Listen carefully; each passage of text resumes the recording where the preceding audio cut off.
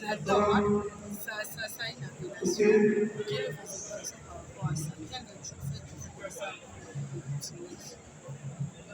Nous sommes très heureux de recevoir les reliques de notre héros national qui a sacrifié toute sa jeunesse pour l'accession de notre pays à la souveraineté internationale et internationale. 62 ans maintenant, on n'avait jamais retrouvé ces traces. Et pourtant, c'est parmi les personnages importants de la vie dans l'architecture constitutionnelle de notre pays. C'est pourquoi aujourd'hui, nous sommes venus en tant qu'autorité traditionnelle et coutumière pour saluer sa mémoire et remercier aussi à travers cet acte de chef de l'État son excellence d'avoir rapatrié ses corps de manière à ce que le peuple congolais, pour qui il s'est battu toute sa vie, puisse lui rendre les hommages le plus légers. Oui, les impacts des Yanois, vous savez, comme je l'ai dit tantôt, l'État est son acte important.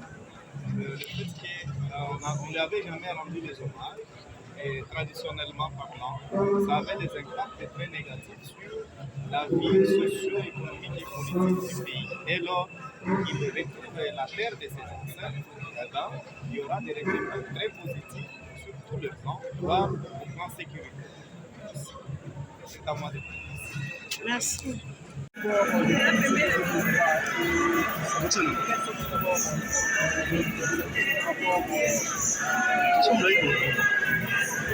Les impressions, c'est vraiment la tristesse. La tristesse d'abord de voir des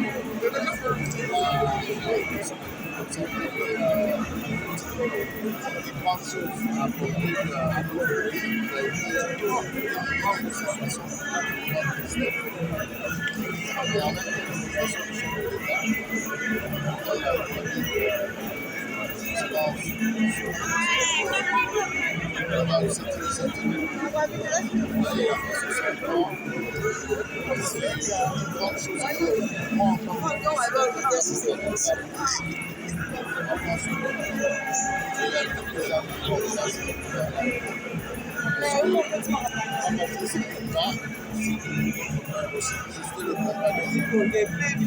donc ça va encore on lui promet que déjà à partir de là, on va le soutenir pour tout ce qu'il fera, ça c'est clair, parce que ça prouve qu'il a la vision des pères fondateurs de la vie. Voilà. Merci beaucoup de des familles, de combat, de participer au combat, et c'est ce combat-là, c'était un combat qui avait une valeur à cette époque-là, et autrement. C'est-à-dire que Maman Patrice est venue marquer en avance avec son temps. Nous sommes les enfants des pères fondateurs de la vie.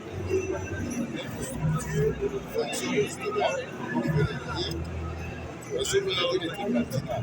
Notre structure fonctionne pour faire valoir ses valeurs. Que le peuple congolais aujourd'hui ne maîtrise pas l'humanité, ne maîtrise pas le mieux-être, le développement, on pense à autre chose. Donc je pense qu'on doit s'inspirer très très vite, je le dis très très vite, aux valeurs représentées par Patrice Lumumba, ainsi que nos pères, dans ces programmes. C'est très important. Parce qu'aujourd'hui, on a un petit disproportion. Je crois que le président de la République a déjà amorcé le processus par rapport à ce qu'il a dit. Bon, mes impressions, c'est que il y a la vérité qui vient d'éclater par rapport à toutes les thèses qui ont été tenues il y a longtemps sur sa mort, maintenant que la dent vient de quelque part, on a quand même une petite idée. Mais aussi, comme l'ont dit nos autorités, on ne va pas se cantonner sur ça. Il faut regarder dans le futur. Qu'est-ce qui peut nous mettre ensemble pour relancer, relancer la coopération avec la Belgique et surtout faire triompher les idées qu'incarne Lumumba. Ce que j'ai dit tout à l'heure, que la philosophie Lumumba, les idées de Lumumba renaissent maintenant. Quand vous suivez attentivement le discours, son discours du 30 juin, vous vous rendrez compte que ce discours-là est toujours d'actualité. La plupart des problèmes qu'il avait évoqués à son temps sont aujourd'hui d'actualité, notamment la balkanisation de notre pays. Il en a parlé à son temps-là. Maintenant, c'est toujours d'actualité. Donc, ça nous met davantage dans une position où il faut continuer davantage à travailler et à réclamer notre indépendance et protéger notre souveraineté. Merci. Vous savez, Lumumba n'était pas n'importe qui. Lumumba a été le premier ministre de la République démocratique du Congo. Et vous savez très bien que c'est grâce à lui que nous avons acquis, qu'il a arraché l'indépendance de notre pays. Et Lumumba avait un idéal. Son idéal, sa philosophie politique, c'est une philosophie politique de la libération, que l'homme soit libre. Lumumba a refusé la balkanisation de notre pays. Lumumba a mené une lutte acharnée contre l'injustice, contre l'exploitation et contre les inégalités. En un mot, c'est quelqu'un qui a mené un combat noble pour ce pays et qui a été arraché brutalement à son pays au moment où son pays avait encore grandement besoin de lui. Et on l'a arraché comme ça. Il a été assassiné dans des conditions que vous connaissez, dans des conditions tragiques. Et voilà que 62 ans après,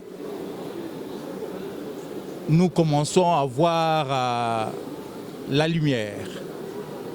Et donc, nous ne pouvons qu'avoir les sentiments de joie parce qu'un homme qui a servi dignement son pays a été assassiné dans des conditions obscures et que 62 ans au jour d'aujourd'hui, nous commençons à avoir la lumière sur son assassinat. Et donc, ça ne peut être qu'un sentiment de joie. Qui est resté de Lumumba ici aujourd'hui? Son assassinat, et donc ça ne peut être qu'un sentiment de joie. Mais je crois que vous venez d'attendre son discours ici. On nous a mis son discours en entièreté. Mais son discours reste au jour d'aujourd'hui d'actualité. La souveraineté nationale, au moment où nous pleurons Lumumba, il y a une portion du Congo qui est occupée par les étrangers. L'indépendance est totale, c'est d'actualité. La libération de l'homme, que l'homme congolais soit libre, c'est d'actualité. La prospérité, la justice distributive, un Congo réellement indépendant et prospère, c'est d'actualité. Et donc, Lumumba était en avance par rapport à son époque. Raison pour laquelle vous voyez au jour d'aujourd'hui, 62 ans après, son discours reste d'actualité. C'est tout un projet de société. C'est moi qui vous remercie. Est-ce que nous pouvons compter un impact aussi? Bon, l'impression, d'abord, c'est la joie. La joie parce que Patrice Emery Lumumba et ses compagnons ont été assassinés dans des circonstances non encore élucidées clairement jusqu'à aujourd'hui. Et on ne s'y attendait pas qu'on pouvait avoir ne fût-ce que la relique de son corps. Et voilà aujourd'hui l'histoire de la réhabilité. Nous sommes en train d'organiser aujourd'hui des obsèques dignes en sa faveur. Donc c'est une joie pour nous, une joie pour le peuple congolais, et parce que dis-moi, nous avons l'occasion d'organiser des obsèques pour ce grand homme qui a sacrifié sa vie pour la nation, pour l'unité du pays et pour la souveraineté du pays et pour la dignité du peuple congolais. Donc c'est pour nous un sentiment, un grand sentiment de joie que nous exprimons aujourd'hui. Le plus grand impact positif, c'est les obsèques que nous organisons. C'est parce que vous comprenez que plus de 60 ans, on n'a pas pu organiser des obsèques pour Lumumba. Et voilà, aujourd'hui, nous organisons des obsèques. C'est un impact très positif. N'attendons pas à autre chose parce que Lumumba lui-même nous a toujours invités à l'autoprise en charge. Et ce qui doit être intéressant, c'est l'autoprise en charge. Nous, Congolais, nous devons profiter de son héroïsme, de son combat en faveur de l'unité nationale, pour que nous puissions prendre conscience de l'unité de notre pays, protéger les frontières et l'intégrité de notre pays, veiller à ce que les étrangers ne viennent pas déstabiliser notre pays, ne viennent pas perturber notre unité nationale. Moi, je pense que ce qui doit être de positif, mais aussi, c'est aussi une interpellation pour les Congolais qui sont en train de prendre des armes contre leur pays. Nous devons aujourd'hui, 60 ans après des hésitations, plus de 60 ans, nous devons aujourd'hui penser à reconstruire notre pays, à cesser de déstabiliser notre pays, à réunir notre intelligence pour que nous puissions développer ce pays. Voilà. Aujourd'hui, je votard 62 ans après, voilà en train de célébrer, de rendre hommage à notre héros national. Il y a eu à mourir juste pour le Congo, pour ses intérêts personnels. Comme l'a dit notre président Osso. Qu'est-ce qui reste de l'humanisme? Je crois que Lumumba s'est battu. Il a mené un combat.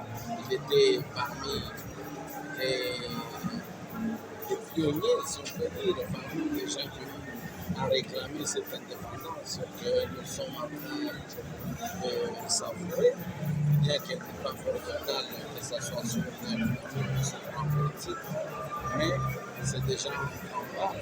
Le fait que je passe de l'heure où nous avons un président congolais, nous avons des premiers ministres congolais, et plus que dans le temps de l'époque coloniale, on avait affaire à des dirigeants qui n'étaient pas congolais, des dirigeants qui étaient des occidentaux qui géraient ce pays.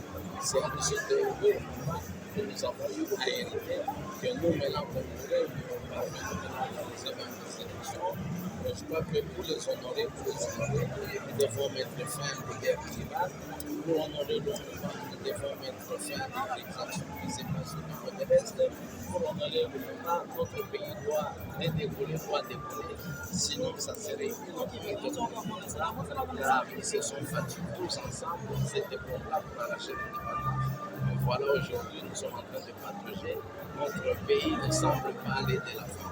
Donc, tout ce que nous pouvons retenir, c'est la conscience, faire un examen de conscience de chacun de nous, puisse prendre nos responsabilités, puisse s'imprégner, puisse s'intégrer dans la reconstruction de notre pays. Sinon, ça sera encore tué de nouveau. Donc, il était issu de la majorité parlementaire. Vous, aujourd'hui, en tant que président de la majorité, qu'est-ce que vous pouvez dire? Parce que Lumumba était issu de cette majorité parlementaire. Lumumba était issu de cette majorité parlementaire et puis élu dans la nouvelle province qu'on appelle la Tchopo, c'était les Zaïre dans le coin. Donc en dehors même de sa province d'origine, c'est pour vous dire que les gens qui ont eu à voter Lumumba à cette époque-là, lui-même puisse avoir cette majorité, il voyait le bien-être de notre pays. Donc, ils avaient mis de côté la tribu.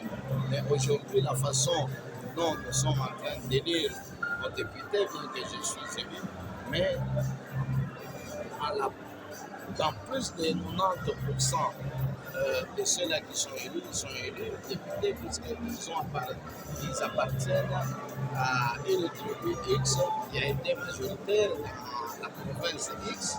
Et je crois que nous devons mettre de côté toutes ces histoires-là. Nous devons copier, prendre comme modèle le modèle Lumumba, c'est-à-dire le Lumumba qui a été élu dans la Choco, au moment où il n'est pas originaire de la Choco. C'est un exemple.